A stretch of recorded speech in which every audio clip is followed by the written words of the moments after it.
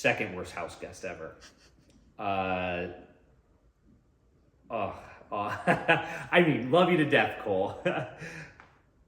I still have a very interesting spot for bears in my heart because of him. So this photo is taken at Black Bear Winery. They actually produced a wine. It was a honey mead wine, if I remember correctly, something of that nature, or honey and apple wine, something like that. And it was named after our bears, and a portion of sales went back to the park and sponsored the Black Bear exhibit. And to help kick that off, we introduced Cole to the public during our off season at the winery there. And people were able to kind of like walk up and kind of stand next to us and snap a photo real quick. And this is during one of the bottle feedings at the venue, and you couldn't miss a feeding with Cole. He wouldn't let you. You knew because he would scream and bellow and cry for it. It's not because he was starving; it's because he was demanding. I've never met an animal that would cry for your attention, and then when you gave it to him, you regretted it. I'll share this story. My father and I were sitting in the kitchen at the island, and we're sitting on stools, and Cole's at our feet, and he's it's a very specific cry, young bear cries, very specific sound. And I'm like, oh my gosh, and I pick him up to give him the attention he wants. And as soon as I get him in my lap, he stops crying and bites me. And I'm like, you son of a... I mean, what are you doing? I go, you can't please him. And that's how I would describe a bear cub, just constantly needy. And Cole came to us at a young age because his mom actually neglected him. His mom didn't accept him. And black bears always give birth really in January. They do it during a period of torpor, which is the technical term for hibernation, excuse me. So his mom neglected him, and that's why he came to us.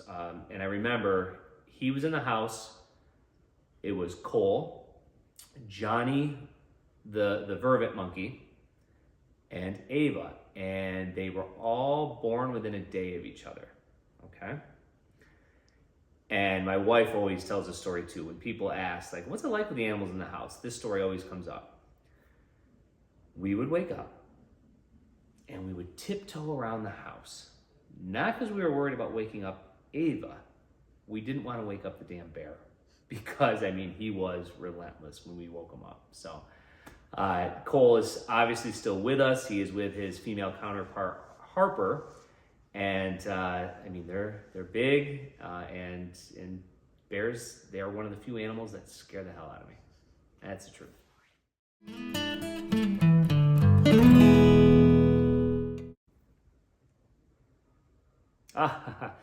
So that is Ava Jo. So that's my oldest daughter. And at that picture, I can't tell you how old she is, but that is us in the draft barn, meeting April.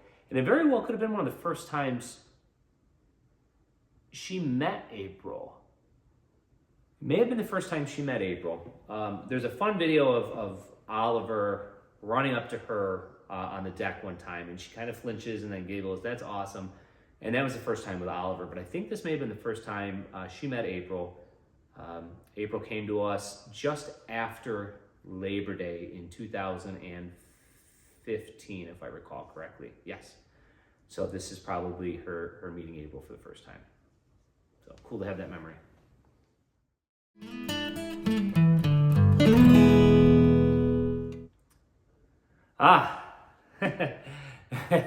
2017. Hurry up and build. All right. If I could describe 2017 in words, that's what it would be.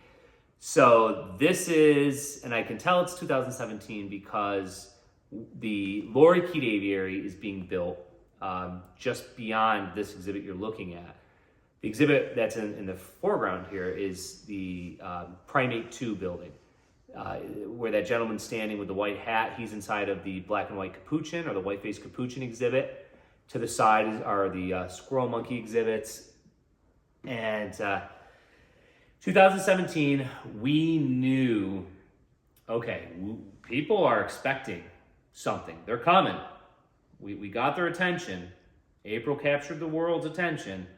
they're going to come and see her, and they want to come and see Tajiri. They want to come see Oliver and the team and what this place is, Animal Adventure, that they've all fallen in love with. Well, we better deliver.